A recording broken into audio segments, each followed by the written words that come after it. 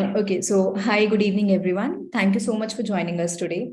And so this is the last episode of the series. And first, I would like to thank all of you for being a part of this journey. Let me start with the Skill-A-Thon 1.0 first, which is organized by EkStep Foundation and DSEP community. So this hackathon offers an opportunity to participate and develop various solutions for upskilling, learning, teaching, and everything else you can imagine and create. Here, participants will have an opportunity to showcase their skills to industry leaders and experts. They will learn about open protocols, develop solutions to solve pressing problems, and make a difference, obviously. And of course, there's a prize pool also, which is of 16 lakh, like the total of 16 lakh, and a chance to present their idea to Mr. Nandan Linikani as well. And for more information, you all can go through the starter kit as well. I'll post the link in chat box later. So now let me introduce you to the moderator for today's session, Mr. Gaurav Gupta. So Gaurav is a Chief Growth Officer at EkStep Foundation, and he has an experience for over 20 years in various industries. And he also played a crucial role in the growth of various startups and initiatives. And he also held leadership positions at companies like Flipkart, Accenture, and Marketex. So with this note, I would like to invite Gaurav to take over from here. So Gaurav, over to you. Thanks, Asha. This picture, of course, was taken a little while back. I've become a little fatter now. So beer with the fatter me. Right. So, as I kick it off, I'll just introduce the panelists one by one, and then we get on with the discussion. First, we have Pradeep. Pradeep, can you just say hi? Hi, I'm sorry. I'm on a bad video connection, but yeah, hi. How are you guys? Right. No worries, Pradeep. I think you've chosen to be invisible today, but we'll live with that. Sorry about that.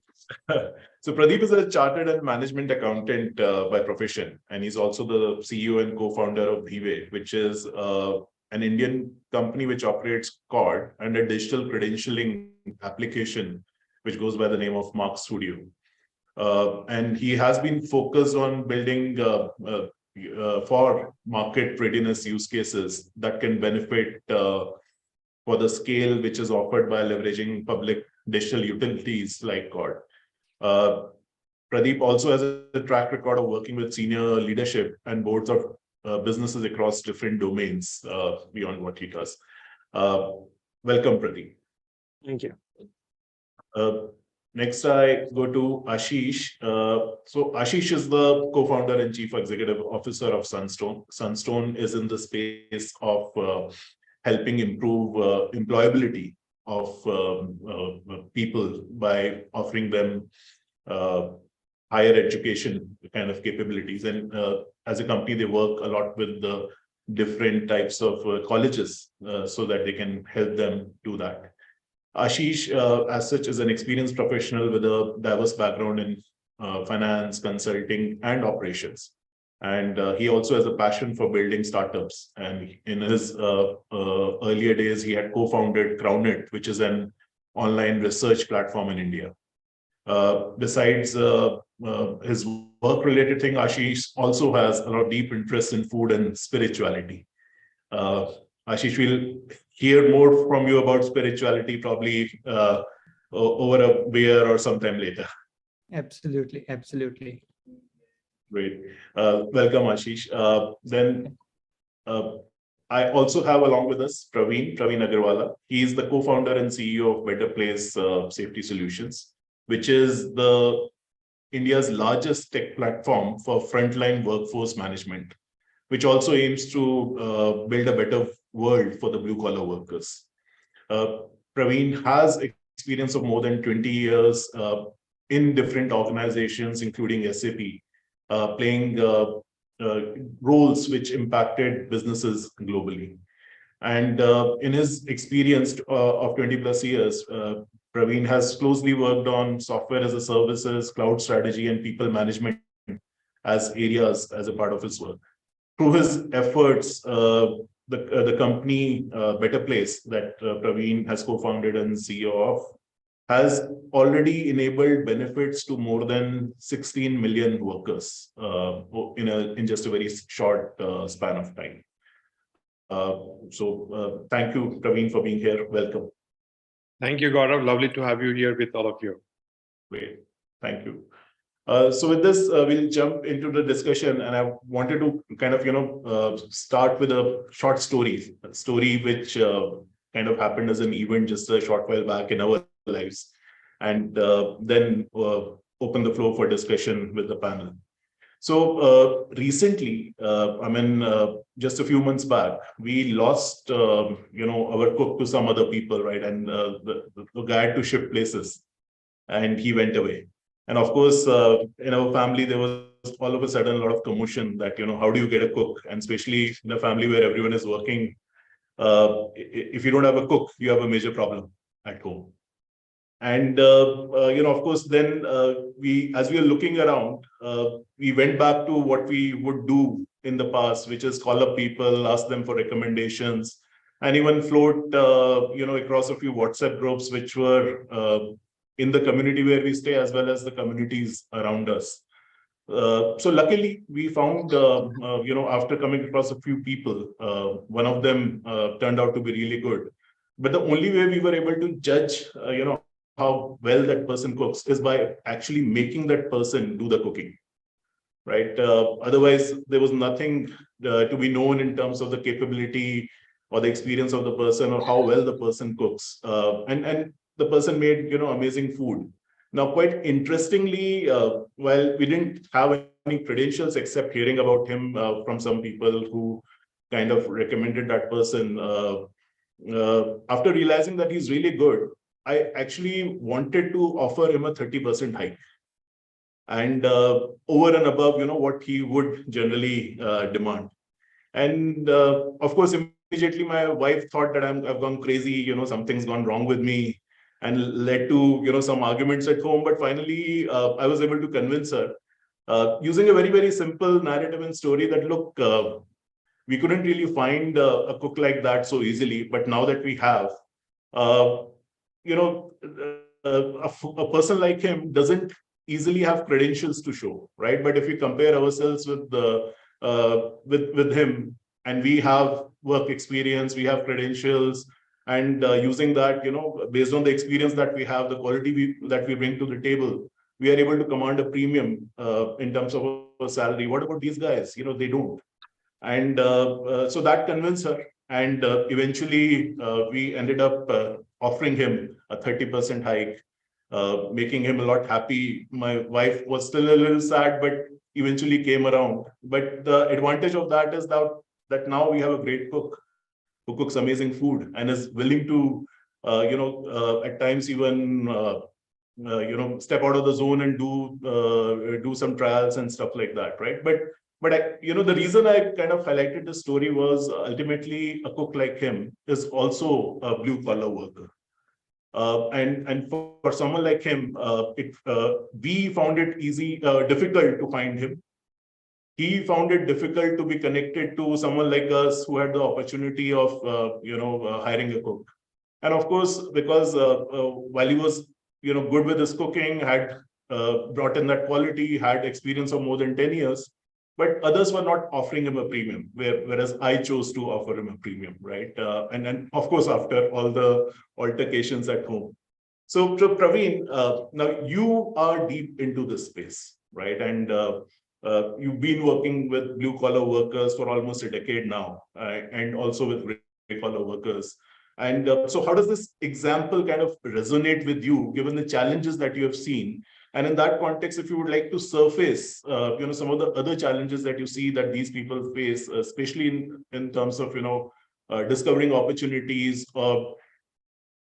improving their earning potential, looking at some credentials, etc. So if we can speak a little bit about that, that will be great. Sure, Gaurav, and thanks for sharing the story. And this is not unique to you. This happens to everyone in India, in Southeast Asia, where we are present, and in Middle East, and every part of the world, actually. So it's a very common story. If you look at certain facts, Gaurav, Today in India, there are roughly 150 million people in the blue collar economy, right? And there are, the attrition is now normally 150%, right? There are people who are looking for a job. The number of jobs that people are looking for, the number of people who are looking for a job could be anything above 10 million people every month, right? So that's the number of people because of change in job or new job or whatever, right? On the other hand, number of opportunities are also equally the same because of the attrition that happens, right? Because people are quitting the job. And people are not finding, companies are not finding people, people are not finding the job, right? That's the biggest problem that you see. And the primary reason for that is there is no system that manages that, right? And on the other hand, if you also look at it, is that most of the people are treated as warm bodies in blue collar, right? You were a unique example who gave this increment, but 99.99% of the people or the organizations don't do it. They normally go by the minimum wage, right? And because of the cost structure, because of multiple different things, right? And this is the biggest challenge that most of the people and the organizations are facing.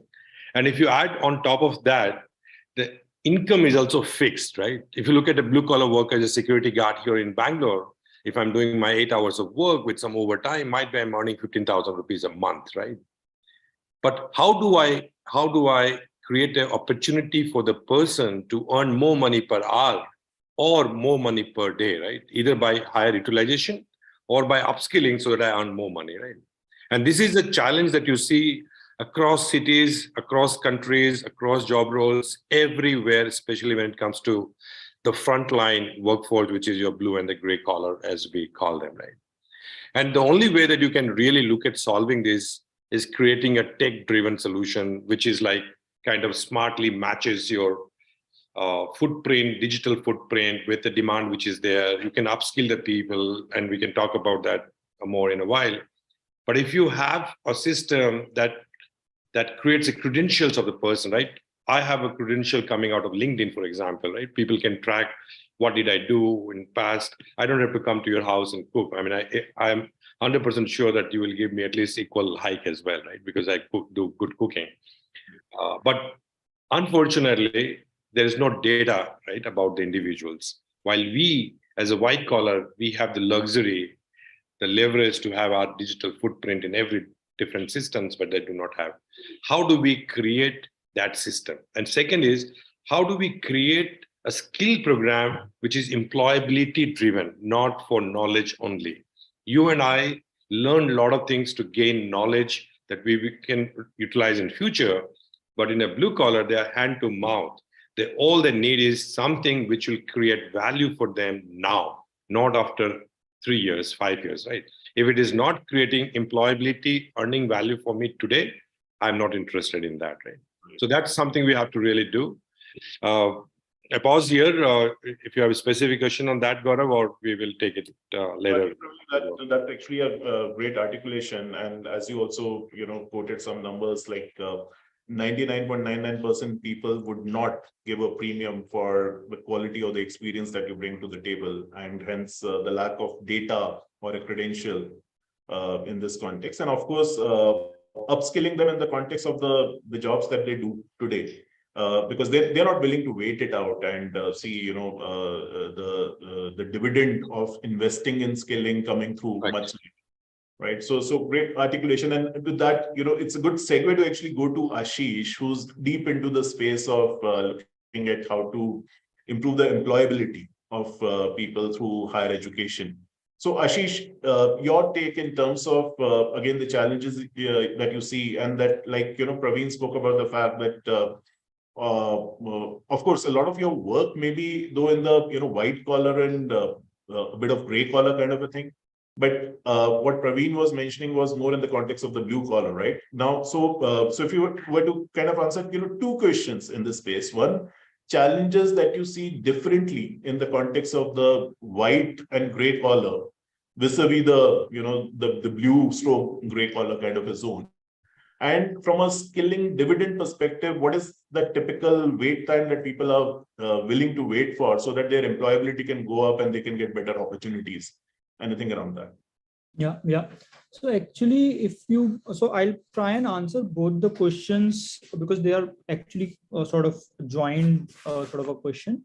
One is that when you are thinking about a white collar employee, so, and this is something which is very interesting because it was asked to me when I was almost starting the company, that the entry level people who we are sort of graduating, their starting salaries and the salary of someone who is, let's say, in a gray collar or a blue collar sort of a domain, the starting salaries are very similar. So let's say a fresher in sales would also start at, let's say, 15-20,000, and you would also pay your driver maybe 15-20,000. So the overlap is there. So the biggest thing that we have to think when we are thinking white collar jobs primarily is not actually the starting salaries or not about where they are working, but the right way to think about is that what is the career path for these white collars entry level jobs. Right. So for us, the career pathing is the most critical thing, because let's say it is much easier for us to create graduates who can be employed, let's say, in a call center or a BPO. But at the same time, your ability to create something for, let's say, Indian IT or banking will determine whether these students will have a career path and whether they will be able to grow from, let's say, 15-20,000 per month to maybe a salary of 1 lakh in maybe 7 years, 6 years, or 8 years timeline. But that's one thing which basically sort of differentiate between, let's say, a blue/gray to a white collar sort of a job. And one thing which we have found very interesting is that when you talk about these students, it is and the kind of degrees that they are pursuing. So let's say you will have, I don't know the exact numbers, or not on top of my mind, but the ratio of the students who are pursuing professional education versus the ratio of students who are pursuing, let's say, BA, BSc, BCom, it is 1:5. So for us, the filtering happens at that stage itself, that the students who are interested in pursuing a, let's say, a career path or a professional education is someone who is looking for that career path. And obviously there are a lot of other parameters, that what is the affordability and these programs are affordable or not. But that's how generally we see that if there are around 1 crore students who are pursuing undergraduation, out of that around 20 lakh students are there who are pursuing any kind of professional education course. So that's the segment with which we initially are starting from. Got it. So, in fact, this also kind of ties to another point that Praveen was articulating, that, if your skilling is in the context of that job that you're going for, it becomes more advantageous for you, right? But a connected question in that context, Ashish, that look, ultimately, even as you skill people, right? If I look back at, the options that we have in terms of finding a job, especially, when we were students, we would wait for companies to come to the campus, right? And the companies that would come to the campus, you typically get hired over there through different slots and all. But of course, that's not the scene for a lot of colleges in India, right? So how do these students really discover jobs, even as you're making them more employable? Yeah, so that's actually one very interesting and one very sort of real pain point kind of a question that you're highlighting. And I can relate to it much more because the kind of engineering college that I went to was very similar to the kind of experience or kind of situation that you are talking about. Because on my engineering college, campus placement was not a thing that we used to talk about, because there was never a campus placement that used to happen.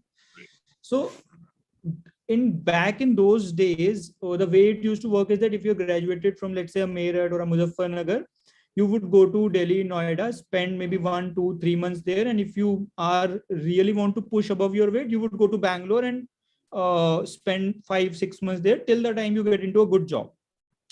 So back in those days, I'm talking really old, like 2006, 7, 8 kind of a days. So the walk-ins were like, wherever you get to know about there is some walk-in through your friend, through anybody, you just go there. Now, if you look at the kind of, and this is something that there's a problem still exists, how do you discover those opportunities? And one thing which has actually changed positively in a post-COVID world. So in a pre-COVID world, lot of these jobs were actually based physically in the campus. So let's say if I have taken admission, hypothetically, let's say in a Galgotia University, now as a student, I am physically confided with the opportunities that a Galgotia can get me in the physical space, because all the job opportunities, all the campus opportunities will come physically to my campus. One thing which we have seen as a big positive change in a fresher hiring ecosystem is that around 70 to 80% of fresher hiring in post-COVID world has moved completely online, which is obviously what is helping us also scale a lot. But that's something which is a very beautiful thing, because once the underlying infrastructure is ready, because let's say in a pre-COVID world, you cannot build anything, any tech platform or solution for fresher hiring, because all the campus hiring was happening physically in the campus. Now suddenly that campus hiring is happening on the internet. So a TCS or any other company, HDFC Bank, ICC Bank, may not have any problem ki whether I have to go to Galgoti or I have to go to GL Bajaj or I have to go to 10 other campuses in Noida, because the process is happening online. So suddenly a opportunity for someone who can aggregate all these campuses becomes much more real. So that's where I see the ecosystem maturing towards, from the discovery of opportunity side of things. Okay, got it. So that's very interesting, right? That in a way, COVID kind of became the force function for things to become digital in nature, right? And with that, actually, I'll also go to I'll bring in Pradeep here, and Pradeep is also visible now. Pradeep, Praveen spoke about the fact that a lot of blue collar workers, they don't have credentials, right? And Ashish spoke about the fact that now the discovery of opportunities has started shifting online. And you've been in the business of making credentials digitally verifiable, right? And so with this kind of a shift and the recent phenomena which kind of came in because of COVID. I mean, so COVID in a way acted as an inflection point for things to become more digital in nature, right? So has credentialing and verification of credentialing become digital or not? And in your conversations, I'm assuming it should be becoming really, easy to get business for you now.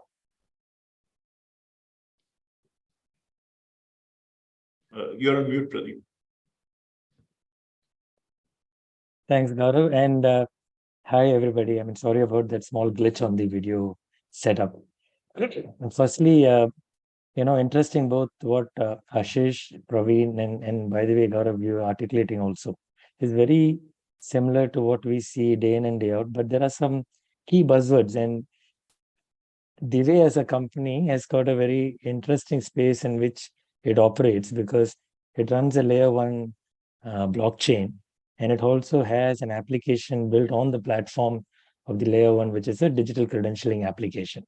What that gives is a seamless back-to-back capability of someone who's engaging at the application level. So the digital credentialing application itself, I mean, what Ashish and Praveen have been talking about, very, very absolutely spot on.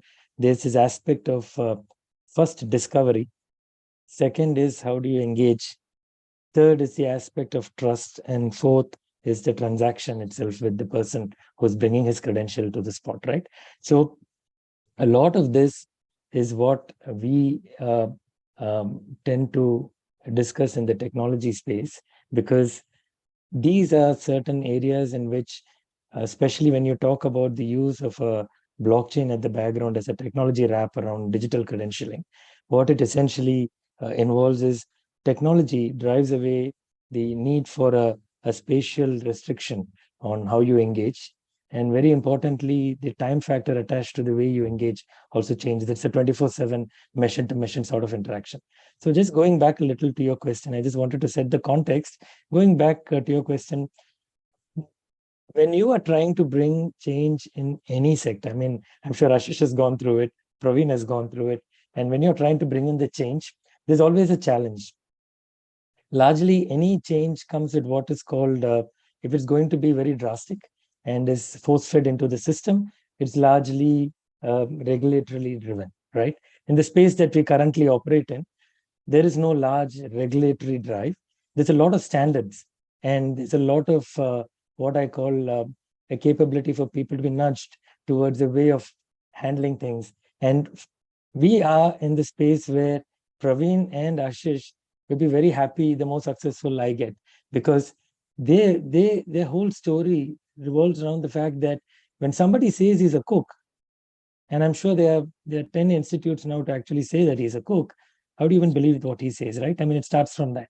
And so the raw material from which they actually extract a lot of capable situations post verification is where we play in, which is we get the person to the point where a discovery becomes possible on a platform.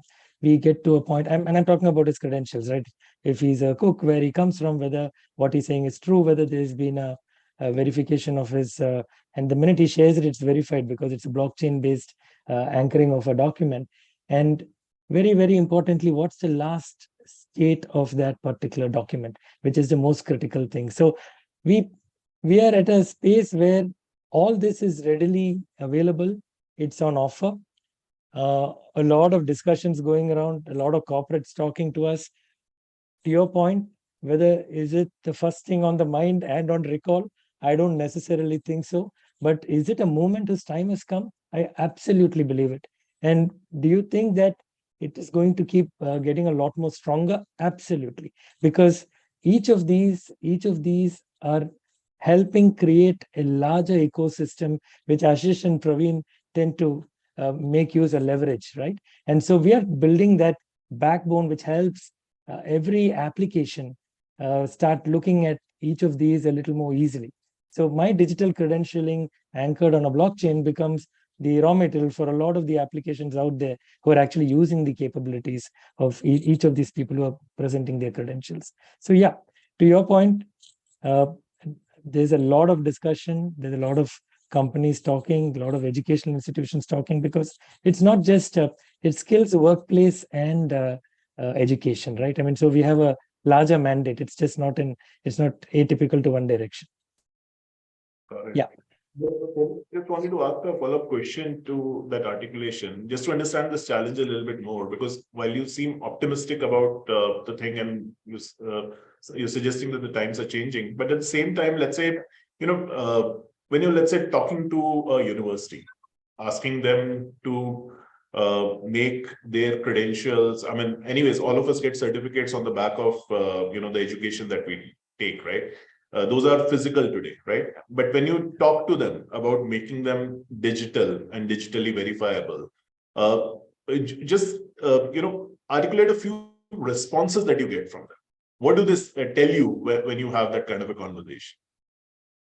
The first response is life is very simple at the moment, and things are going on fine with our printer. There is a clean capability to issue out a physical certificate. Why are you even telling me that I have a problem? The first thing is in evangelizing that, you know what, when there is a spot where any of your credentials are subject to some risk in terms of some amount of tampering, actually, it's not the person. Nobody remembers the person's name. All they remember is the institution's name. And so there is institutional credibility, which is at the bulwark of this whole system. This is the first sort of a pushback, which we, evangelize, explain to them, they get it. Second is, the most easiest question to ask, how much it's going to cost, and, why now? And very strangely, I mean, some institutes actually ask me, will a typical verifier accept the fact that I'm giving a digital certificate? And I'm completely shocked, because today, if they can accept his physical certificate, why would they not accept his digital certificate? So, I mean, there's a little bit of education to be done. I'm very confident, because the efficiencies that come through time, cost, the engagement metrics, the capability to do a lot more with the credentials is what's going to drive the way this adoption happens. And you'll see it start. I mean, it has already started.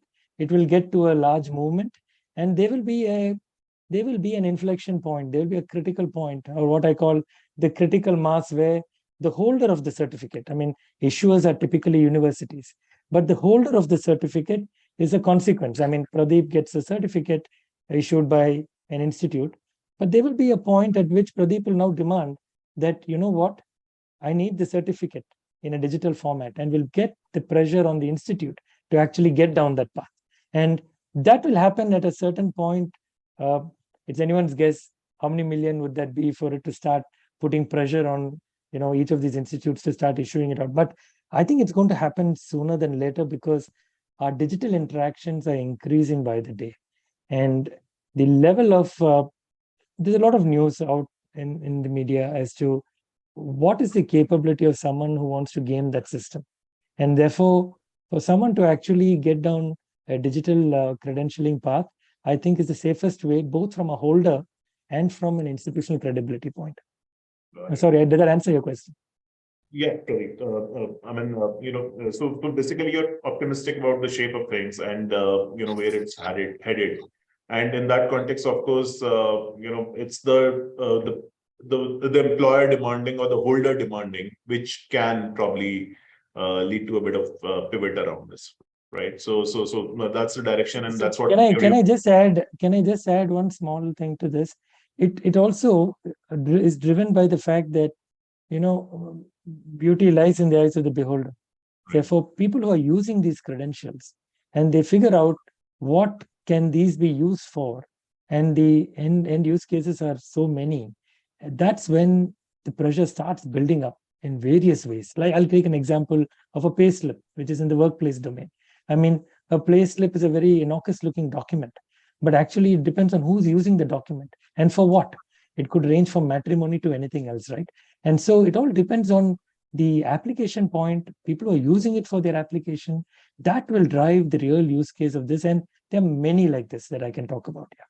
Sorry. I recall you telling me once that a big use case of a payslip linked verifiable credential is matrimony, right? So especially the arranged marriages, how do you get to know what's the real salary of the person you're marrying versus claims made by people, right? So big absolutely. Right. So with absolutely. that, come back to you, Praveen. And then Pradeep just mentioned about, beauty lies in the eyes of the beholder. You've been a beholder, in the space of the blue collar workers and a vision that you're seeing for them, right? So in terms of from where it was to where it is to where it can go, right? So let me ask a liberating question here, right? That as a beholder who sees the beauty of this panning out over the next 5 years or 7 years, where do you think this space will go in terms of enabling better opportunities and earning potential for the blue collar and the gray collar workers? Certainly. So we should see from 2-3 different aspects, right? One is from an individual point of view, that what can happen for me? What are their aspirations? If you look at data, if you look at the economy, it's moving by 2030 from current 1.3 crore, I believe we will go down to 9 crore gig workers in next 6-7 years, right? That basically means people will be looking for higher earning opportunity. They would be looking for different skills because they can do multiple different things on the same day. They will be moving around different jobs in the same day, same week, and so on. So, and their aspirations will also grow from an income utilization point of view. What does that mean? That basically, step one, it means that you have to skill and upskill every day, everyone, right? So that becomes very, very crucial. And I think the world has focused only on white collar learning. All kinds of startups have come in that space. All kinds of focus has been there. There will be a super focus on the blue collar upskilling by all large organizations, if I can name them, including Microsofts of the world to Google to Better Place. Everyone will focus on the upskilling of this audience, right? And I think there'll be a lot more money coming into this space as well. The second thing I believe from an India context point of view, Gaurav, I also believe that India will become the supply country of the workforce, right? You see a huge shortage of supply in Australia. Everyone knows about Middle East and Dubai, Abu Dhabi, and Saudi. but there's a huge shortage of supply in Australia. There's a huge shortage of supply in Korea, in Japan, right? In Singapore, of course, right? So people will start moving to those locations as well. So this becomes even more critical than how do you upskill and build more credentials of the individual, not only skilling, but the other aspects as well. The third thing I think that will happen is that India will see more growth. China plus one is coming in, right? And hopefully we will grab that opportunity with both hands. But that will be only successful if we create the right model around the skill workforce, right? If you go into manufacturing, there has to be a line. People have to know the skills. If you do a mobile manufacturing, you have to have that many people doing it, right? So that will create economical growth on the 5 trillion strategy that the country has. So I think this will play a huge role. The other side that you see now is if you look at banks, for example, right? Banks need liabilities, right? And they only target people like us, right? But that is saturating. And the money that the people in the front line are earning is also going up. So every bank would like to target them. Now, to target them, their worry is CAC, right? If I have to do the same fashion that I do white collar, my liabilities are still smaller or LTV is smaller, so I cannot really manage it.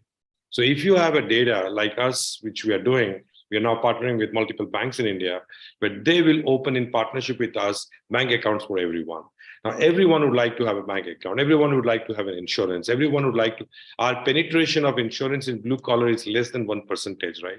Even including government things like ESI and all, because largely it's unorganized sector, right, in blue collar. So it's less than 1%. How do you bring more insurance to them?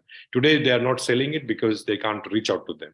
It's not about that they can't buy. You have to create different products, right? Might be 50 rupees insurance.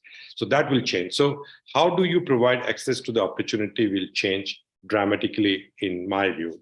And the third thing I personally believe from an organization point of view that will change in the next 5 years is most of the organizations should move away from a full-time job. They will focus on productivity. They would focus on outcome rather than employee. So right now, people look at how many people I have, right? I have 10,000 employees, 20,000 employees. It will change to outcome, right? It will be only how many deliveries I'm doing in a day, how many packing I'm doing, how many mobiles are produced today, right? So it will change from that to a new world.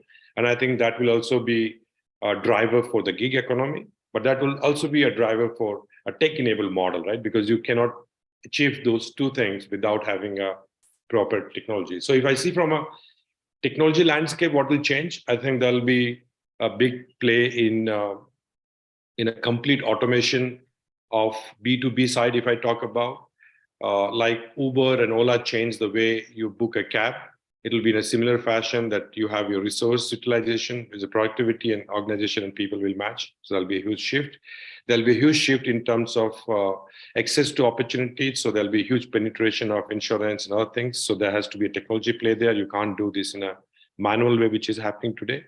And I think there will be a huge play when it comes to like Pradeep already mentioned, it's about digital credentials, it's about data access, it's about centralizing things, right? Otherwise, you will not be able to achieve what we are talking about achieving here. So those are the changes that I feel, Gaurav, will happen over the next 5 to 7 years from a blue-collar landscape point of view.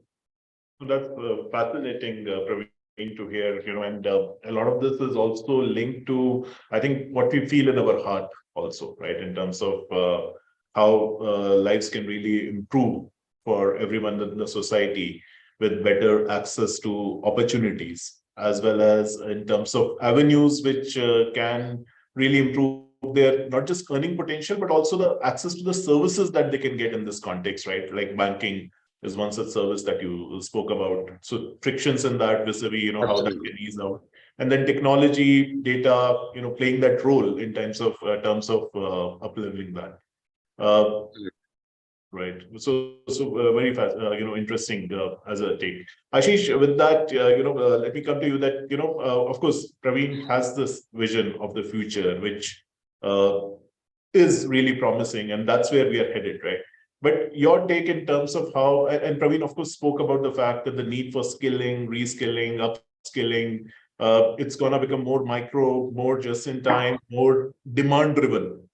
Vis-a-vis what it may be today, right? And a lot of what you do towards increasing or improving employability and earning potential is kind of in that direction. So how do you see that panning out over the next few years? Yeah, so I completely agree with Praveen, wherein it's more in-time skilling, which probably will become more and more prevalent going forward. And a lot of people ask us, because we operate in the college education space, the tier 2, tier 3, tier 4 colleges, whether they will become relevant or not. So I also think that maybe in future 5, 7, 8 years down the line, or 10 years down the line, the credentialing will change substantially.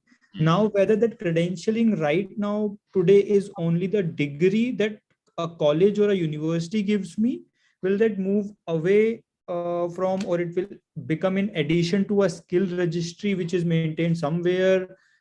It will have my portfolio, my proof of work, and I carry it along wherever I go.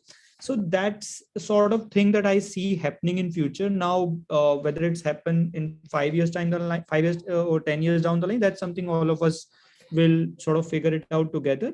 But I completely align with the Praveen, wherein we see that the bite-sized learning, the bite-sized skills addition, maybe I'm at a digital marketing level 3.0, and if I need to get into next level of role, I need to be digital marketing 4.0.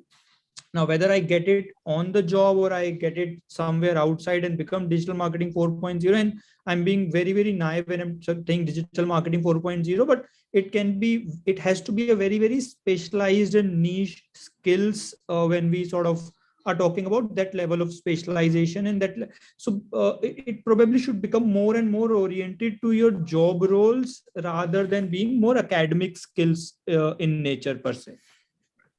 Yeah, sorry, just to add, Gaurav, one point.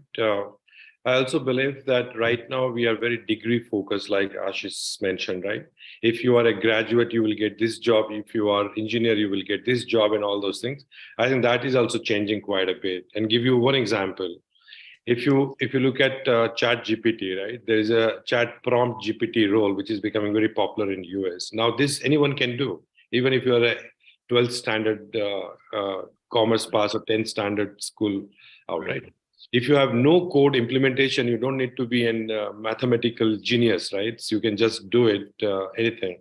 So a lot of people who we call blue collar, there will be a kind of thin line now that people will be doing multiple different things, perhaps from here to there. So that is going to come very fast than we can imagine right now.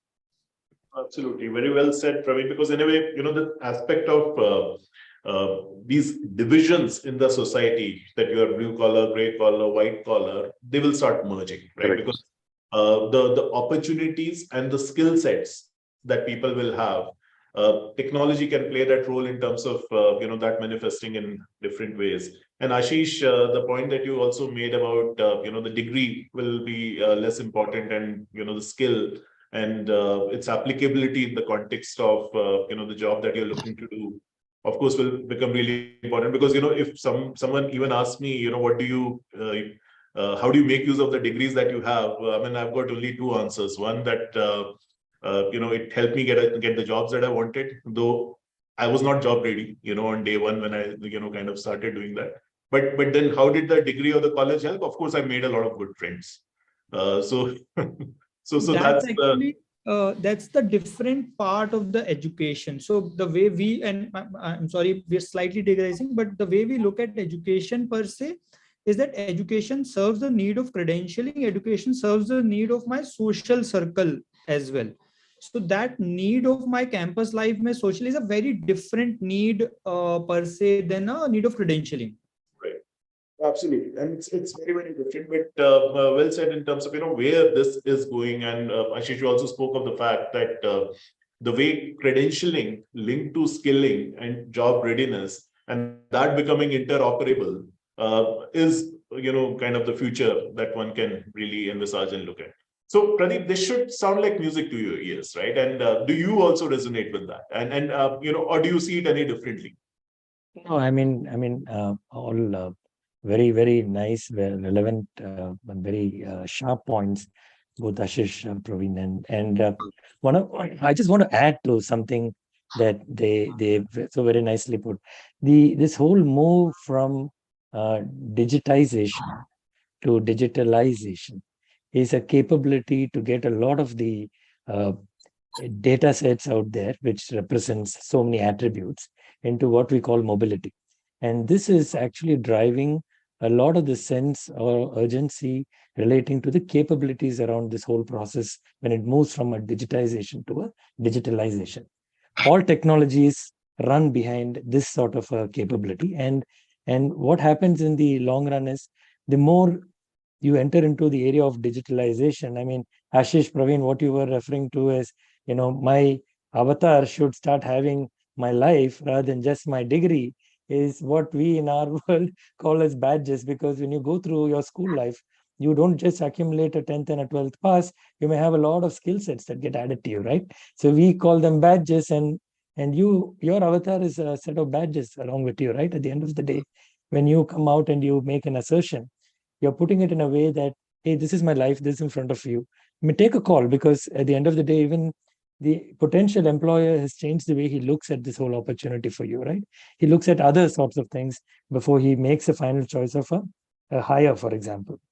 But I think from the point of view of technology and the way it's headed, I think that this huge push for digitalization is going to create a lot of opportunity for people down the road to be discovered, to be able to assert, to be able to, even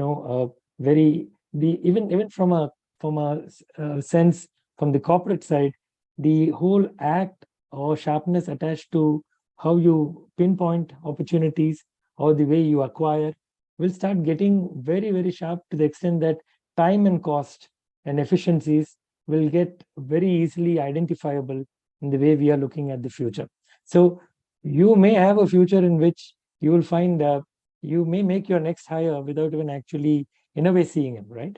I mean, because you would have finished 90% of his whole background through the set of skills that he's bringing through you to technology, and that last 10% could be just a visual, and that could be your next hire. So it's an interesting time, and it's music to my ears, because I'm going to meet both these gentlemen very shortly, and and explain our product to them, at least, because it's interesting to see their point of view.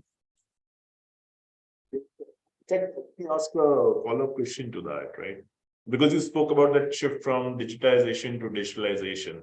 And see, and I think we see this as a positive thing across the world, where the world now acknowledges the way India has leapfrogged because of a lot of digital public infrastructure coming into play.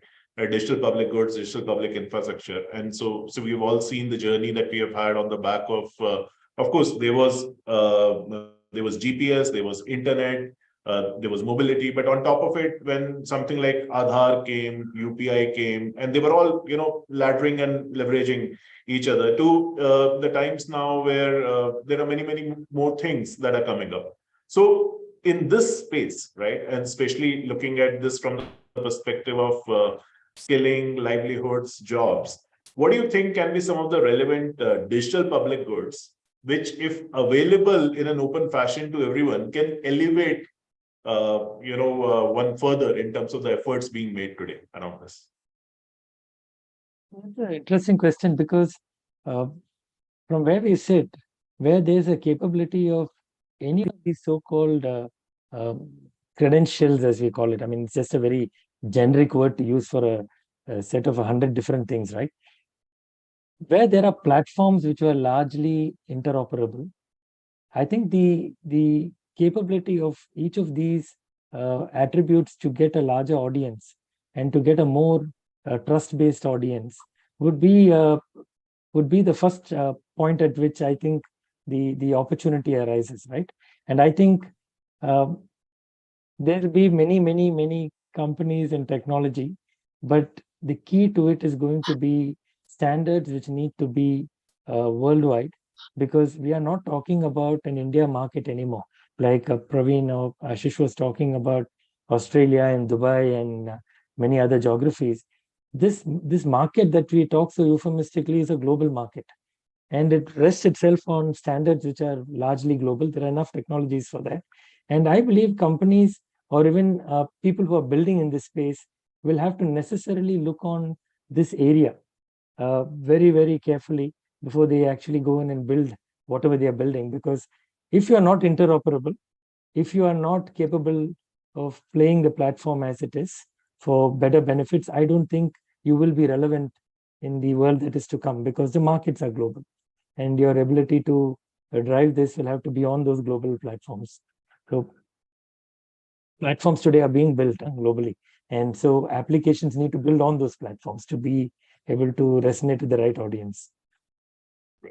Praveen, based on that articulation, right? And of course, there are many, many things which come through, and there is also a combinatorial impact that these innovations, as well as the digital public infrastructure and the goods, can really create in this space. So especially when you zoom in on this from the lens of the blue and the gray collar workers, what are the relevant ones that you would like to, kind of see come up in this space, which can accelerate what you are, you and companies like yours in the market would like to really leverage? Yeah, so I think there's two sides always, right? When you look at future growth, one is business that I want to build something which is proprietary, which is mine. I make money, I keep growing, and all those things, right? Which is natural, good, right, to have. But if I think from a blue and gray collar point of view, right, what would make a lot of sense is creating on our digital stack that, let's say the India stack or however we create it, but enough and more content where I can come and get an employability certification kind of thing, right?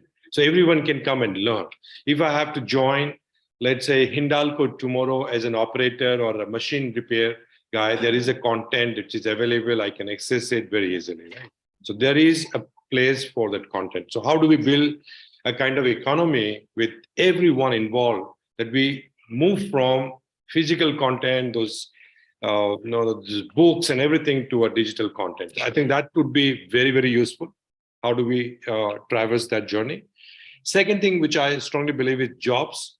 Every place there are multiple different jobs. How can we aggregate the jobs in a single place, and I can figure out what is my opportunity? One of the things that Gaurav, that we have been discussing, which I'm absolutely fascinated about, is bringing job into every place where the person is, whether it's through ONDC, for example, or it's a similar thing in principle, right? If that can happen, it will change the landscape completely. How do we reach out to people? Might be they are in TikTok, there is a job there. They are in GPay, there is a job there. They're in BharatPay, there is a job there, right? So how do we reach out to people where they are, rather than forcing them to download app, right, which is specific to my business, right? So how can we really help people?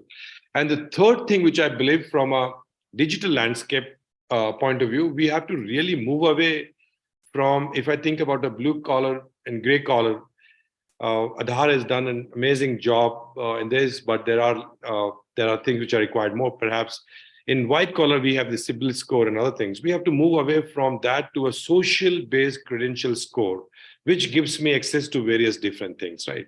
I think the old system of or rating system based on your credit history alone will be passed, in my personal view, because this is not the audience that looks into that, right? You have to look into certain new underwriting algorithms which are based more on your social credentials and other parameters than this, right?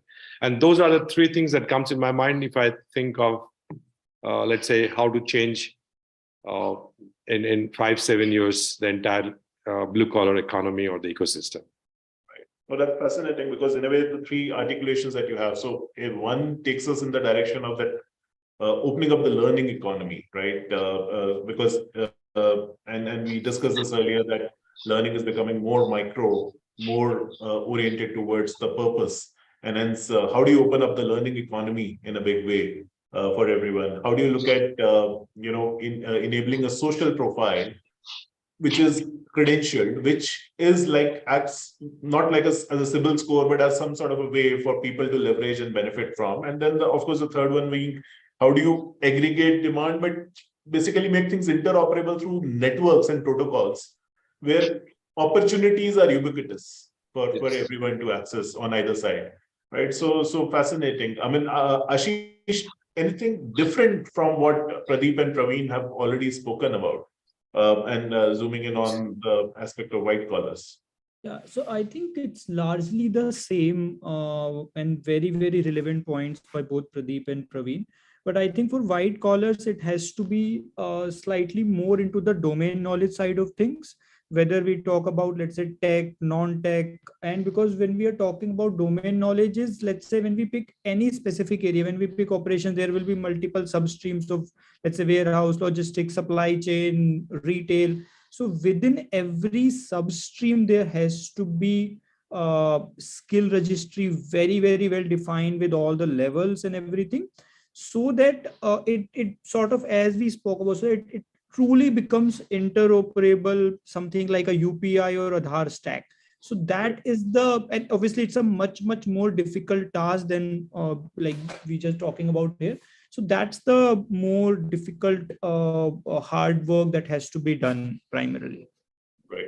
So finding people, finding their skills, finding relevant material which helps them be skilled, that becoming ubiquitous in a way is the way to go in this space. And then you also kind of touched upon the fact that how can there be a registry, and that credentialing becoming available, becoming again omnipresent and ubiquitous for everyone. Can it be linked to API, or I just basically ping and I get everything about that person? So interviewing and everything, hiring becomes much more easier by that. Right. Because you can then offer many more services on the back of it to people, and they can really take the opportunities and move forward.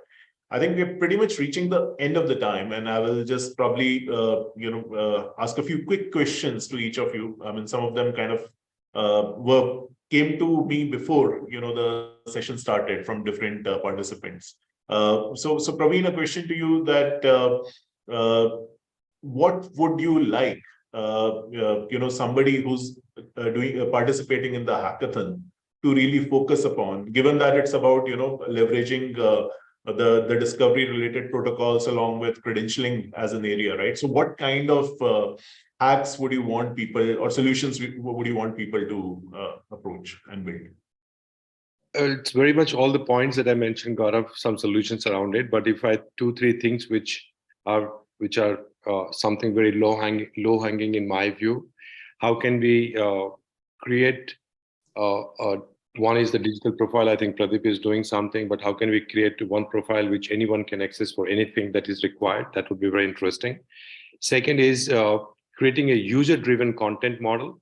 So for example, I am a smart delivery boy. How can I create a content which is used by others and I'm getting paid for it and something like that? So that will be very interesting in my personal view. And third, that comes in my mind from a specifically a blue collar segment only, is how do you engage with them beyond this share chat kind of social media? Let's not name anything specific, but which is like more of a social media, more professional thing, right? What is the engagement model? How do you ensure that they are always there and learning and growing together, right? So those are the 2-3 things that comes in my mind. But yeah, there are many other things that we discussed on all the different parameters. Anything around that as a technology product would be fascinating for us, and we would love to partner.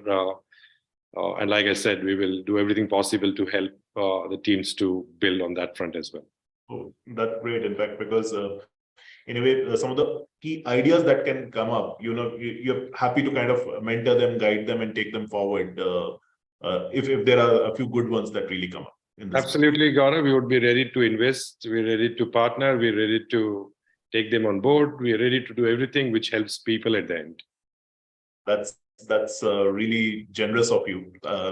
Thank you. And that should make everyone watch the recording now, for sure.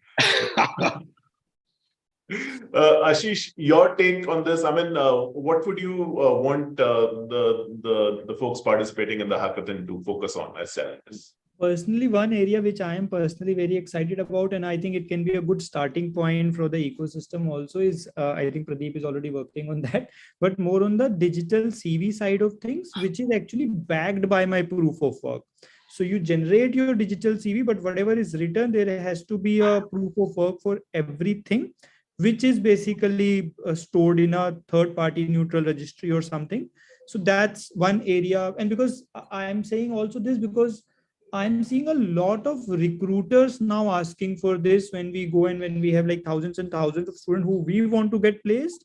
This is something which a lot of recruiters are also started to ask for. Can we, like whatever you have written in your CV, is there some sort of proof which I can see for the student? It makes everyone's life much easier. Right.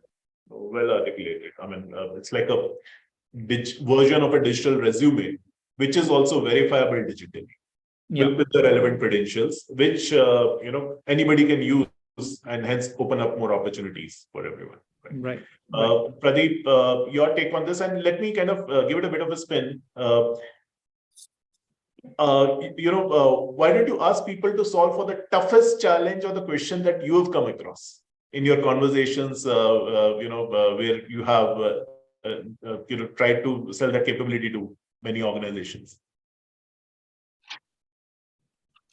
A lot. I mean, again, very, very difficult question to answer for one reason, because a lot of the identifiable problems have been addressed at a certain level, right?